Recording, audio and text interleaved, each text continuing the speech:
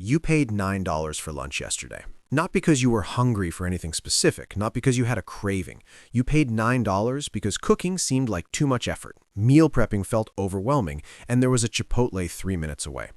That $9 burrito bowl cost you approximately $4,700. And before you click away thinking I'm about to tell you to stop buying coffee, stay with me because this is way worse than the latte factor, and nobody's talking about it. My name is Minted Finance, and I spend way too much time thinking about how we've been conditioned to pay premium prices for the illusion of saving time. If you're someone who constantly feels broke despite having a decent income, or if you look at your bank account at the end of the month and genuinely cannot figure out where all your money went, hit subscribe and give this video a thumbs up because we're about to break down the single most expensive habit you have, and it's not what you think it is. Here's the thing, and I need you to really understand this. Convenience has become the most profitable product in America. Not technology, not real estate, not even healthcare. Convenience. The average American now spends more on convenience than they do on their car payment, more than their student loans, more than their monthly subscriptions combined. And we don't even notice it happening because we've been taught to think of convenience as saving us something, saving us time, saving us effort, saving us from having to think. But convenience isn't saving you anything. It's costing you everything. Let me show you what I mean. Food delivery apps, DoorDash, Uber Eats, Grubhub. The average order on these platforms is $33. $33 for food that would cost you maybe $18 if you drove 5 minutes to pick it up yourself. That $15 difference, and by the way, that's after delivery fees, service fees, and tip. That $15 feels like nothing in the moment. It feels like a reasonable price to pay for not having to put pants on and leave your house. But here's what most people don't realize. If you order delivery twice a week, which according to a recent consumer survey is actually below average for millennials and Gen Z, that's $30 a week. That's $1,560 a year just on convenience fees, not food, convenience fees. And if you took that $1,560 and invested it in a simple index fund averaging 8% returns, over 30 years, that's $176,000. $176,000 for not driving 5 minutes twice a week. That's not a latte factor, that's a retirement account. Now, you might be thinking, okay, Nick, but my time is valuable. I make decent money. Isn't it worth $15 to save 30 minutes? And this is exactly the mental trap that companies want you to fall into. Because here's what they're not telling you. You're not actually saving 30 minutes. You're spending 30 minutes doing something else that generates zero value, and you're paying a premium for the privilege. When you order food delivery instead of picking it up, you know what you do with those 30 minutes? You scroll TikTok, you watch Netflix, you sit on your couch and zone out. Now look, I'm not saying relaxation has no value. I'm not saying you need to optimize every second of your life, but let's be honest about what's happening. You're not saving 30 minutes to work on your side hustle, to learn a new skill, to spend quality time with your family.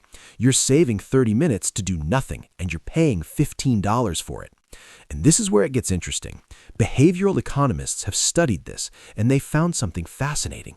People consistently overestimate the value of convenience and underestimate its cost. We'll pay $3 extra for pre-cut vegetables because cutting vegetables feels like a chore, but we won't pay $3 on an investment app because investing feels complicated. We'll pay $25 for same-day shipping on a phone case we don't need for weeks, but we won't pay $25 for a financial planning course. We've literally trained ourselves to prioritize immediate minor convenience over long-term massive benefit. And companies know this. They've built entire business models around it. Amazon Prime. Let's talk about Amazon Prime because this is genuinely one of the most brilliant psychological manipulations in modern commerce. You pay $140 a year for Prime membership, and the value proposition seems obvious, right? Free 2-day shipping, free streaming, free music. You're getting so much value. Except here's what actually happens. Studies show that Prime members spend on average about $1,400 more per year on Amazon than non-Prime members. $1,400 more. Not because Prime members are wealthier, not because they need more stuff, because the convenience of free shipping and fast delivery removes the psychological friction of making a purchase. When shipping costs $5 and takes a week, you think twice. You consider whether you really need it. You compare prices. You might even, horror of horrors, go to an actual store. But with Prime, there's no friction. You see something you want, you click buy, it shows up tomorrow, and you never even process that you spent money.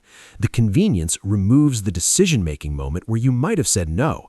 Amazon literally conditioned an entire generation to not think about purchases, and we paid them $140 a year for the privilege. But it gets worse. Grocery delivery services like Instacart. On average, groceries delivered through Instacart cost about 30% more than buying the same groceries in person. 30%, and I'm not even talking about the delivery fee and tip. I'm talking about the actual item prices. That gallon of milk that's $4.50 at the store, it's $5.85 on Instacart. Those strawberries that are on sale for $3, $7 on the app. A study by Help Advisor Financial Services found that the average American family using grocery delivery services spends about $3,500 more per year than families who shop in person. $3,500. And when asked why they use delivery services, the most common answer was to save time. But when asked what they did with that saved time, the most common answer was, I don't know. We're paying $3,500 a year for time we can't even account for. Time we're not using productively. Time we're just sort of vaguely feeling like we don't have enough of. Here's the thing that genuinely frustrates me about this. We've been sold this narrative that convenience is a life hack, that optimizing for convenience makes us more productive, more successful, more in control of our lives. But the data shows the complete opposite. The more we pay for convenience, the less we accomplish, because convenience doesn't create time. It eliminates obstacles, and obstacles are actually what force us to be intentional.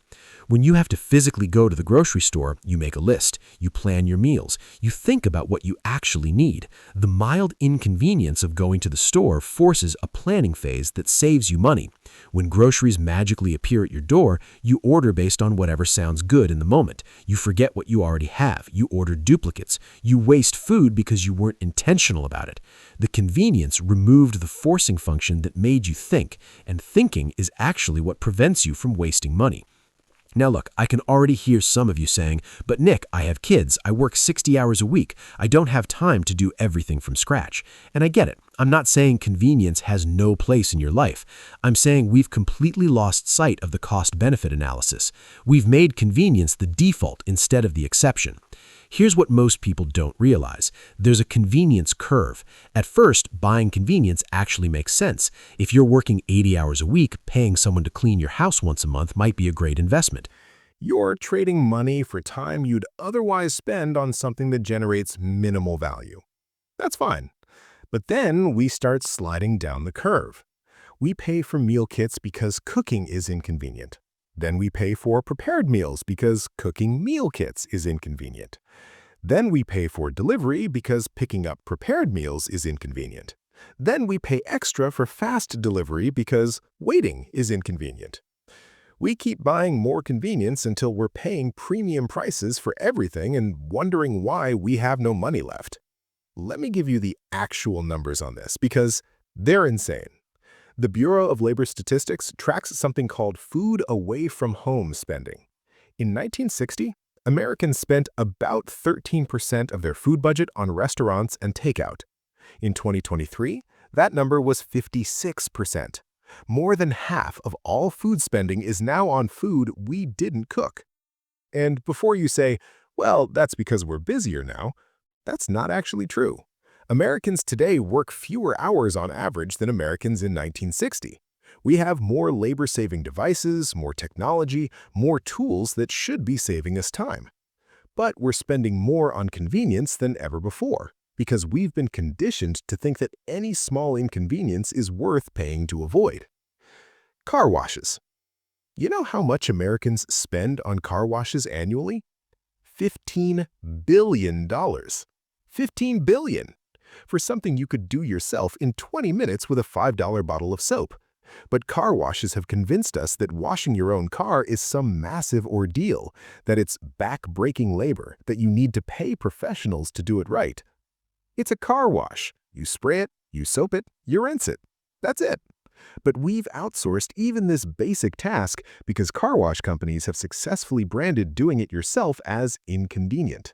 Here's where it gets interesting from a psychological perspective. There's this concept in behavioral economics called learned helplessness. It's when we become conditioned to believe we can't do something, so we stop trying. And the convenience industry has systematically created learned helplessness around basic life skills. We've forgotten how to cook, so meal delivery services thrive. We've forgotten how to fix things, so we replace instead of repair. We've forgotten how to wait, so we pay for instant gratification. We've been taught that doing things ourselves is inefficient, time-consuming, beneath us. And every time we outsource another basic task, we lose the skill and the confidence to do it ourselves, which makes us more dependent on convenience services. It's a cycle, and it's incredibly profitable for everyone except us. Coffee. I know I said this wasn't about lattes, but we actually do need to talk about coffee because it's the perfect example of convenience creep. A bag of good coffee costs $12 and makes about 40 cups. That's 30 cents per cup. Making coffee at home takes maybe 3 minutes. But Starbucks has convinced millions of people that spending $6 and waiting in line for 10 minutes is somehow more convenient. Think about that. You're paying 20 times more and spending more time to get coffee that's supposedly more convenient. The only thing that's convenient about it is that you don't have to do it yourself. And we've been conditioned to value not doing it yourself so highly that we'll pay absurd premiums and waste more time for the privilege. Now, you might be thinking, okay, Nick, but there's value in the experience. I like going to Starbucks. It's not just about the coffee. And fine, if that's true, then own it. Say you're paying $6 for an experience you enjoy, but don't pretend you're doing it for convenience when making coffee at home is objectively more convenient in every measurable way. This is the lie we tell ourselves about convenience. We say we're optimizing our lives when really we're just offloading basic competence and paying huge premiums for it. Let's do some math on what the average convenience lifestyle actually costs. And I'm going to be conservative here. I'm not even including the extreme cases. Food delivery 2 times a week, $15 in fees, that's $1,560 a year. Grocery delivery adding 30% to your grocery bill on a modest $200 weekly grocery budget, that's $3,120 a year. Coffee 5 days a week at $6 instead of making it at home at 30 cents per cup, that's $1,460 a year. Car washes twice a month at $15 instead of washing it yourself, that's $360 a year. Amazon Prime driving an extra $1,400 in impulse purchases, $1,400 a year. Add it up, that's $7,900 a year. $8,000 just on convenience. Not experiences you love, not things you need, convenience. The feeling of not having to do things yourself. And if you invested that $8,000 a year at 8% returns starting at age 25, by age 65, you'd have $2.3 million. $2.3 million. That's not even counting what you'd save on the actual stuff you're buying through convenient channels. Your convenience habit isn't costing you $8,000 a year. It's costing you a comfortable retirement. Here's what most people don't realize about convenience. It's not actually about saving time or effort. It's about avoiding discomfort. Cooking requires planning and focus. Going to the store requires putting on real clothes. Washing your car requires getting a little wet. Making coffee requires 3 minutes of not scrolling your phone. Convenience culture is actually avoidance culture. We're paying massive premiums to avoid minor discomfort, and in the process, we're training ourselves to be less capable, less patient, less able to delay gratification. We're literally making ourselves weaker by outsourcing every small challenge. And companies know this. They market convenience as empowerment, as sophistication, as having your life together. But the reality is the opposite. The more you rely on convenience, the less competent you become. The less you can do for yourself, the more dependent you are on paying someone else to handle basic tasks. And now look, I'm not saying you need to become some off-grid survivalist who makes everything from scratch. I'm saying we need to recalibrate our relationship with convenience. We need to stop treating every minor inconvenience as an emergency that justifies spending money. Here's what you need to understand. Inconvenience is not the enemy. Inconvenience is the forcing function that makes you think, that makes you plan, that makes you develop skills. Every time you choose the convenient option, you're choosing to remain dependent on that option. Every time you choose the less convenient option, you're investing in your own capability. And capability is the real wealth, not money in the bank. Capability. The ability to do things yourself, to solve problems, to not need external solutions for basic tasks. That's what actually gives you freedom. Not paying for convenience. Developing the skills that make convenience unnecessary. So, here's what you're going to do. And I'm not asking you to overhaul your entire life. I'm asking you to run an experiment. For the next 30 days, track every convenience purchase you make, every delivery fee, every service charge, every time you pay extra for fast shipping or someone else to do something you could do yourself. Just track it. Don't change anything. Just notice. At the end of 30 days, add it up. Look at the total. Then ask yourself, did all of that convenience actually make me happier? Did it actually save me meaningful time? Did I use that time for something that mattered? Be honest. My bet is you're going to be shocked by two things. First, how much you're spending. Second, how little value you actually got from it. Because convenience promises to improve your life, but what it actually does is numb you to the experience of effort. And effort is where actual satisfaction comes from. After you've tracked for 30 days, pick the 3 most expensive convenience habits and eliminate them for a month. Not all of them, just 3. Cook dinner instead of ordering twice a week, make coffee at home, pick up your groceries instead of having them delivered. Whatever your top 3 are. You know what's going to happen? You're going to find that the inconvenience you were avoiding wasn't actually that inconvenient. It'll take a few days to adjust. You'll feel resistance at first, but then you'll start to notice something. You'll feel more capable, more in control. You'll actually enjoy cooking that meal because you chose to do it intentionally instead of defaulting to convenience. And you'll have an extra few $100s in your account, money that was just evaporating before without you even noticing. Here's the thing that nobody tells you about the convenience economy. It's designed to make you feel incompetent. The entire marketing strategy is to convince you that basic tasks are too difficult, too time-consuming, too beneath you to do yourself. Every convenience service exists to solve a problem, and if the problem doesn't feel big enough, they'll convince you it's bigger than it is. But you're not incompetent. You're not too busy. You're not too important to do basic things. You've just been sold a story about who you should be, and that story requires you to outsource everything so you can pretend you're living some optimized, efficient life. But optimized for what? Spending more money? Having less capability? Being more dependent on external services? That's not optimization. That's just expensive learned helplessness with good branding. Look, I know this is harsh. I know some of you are feeling defensive right now. But I need you to hear this. Your money is finite. Your time is finite. And every dollar you spend on convenience that doesn't actually improve your life is a dollar you're not spending on things that matter, on experiences, on investments, on security, on freedom. Convenience promises freedom. It promises to give you back your time. But what it actually does is trap you in a cycle of dependency and spending that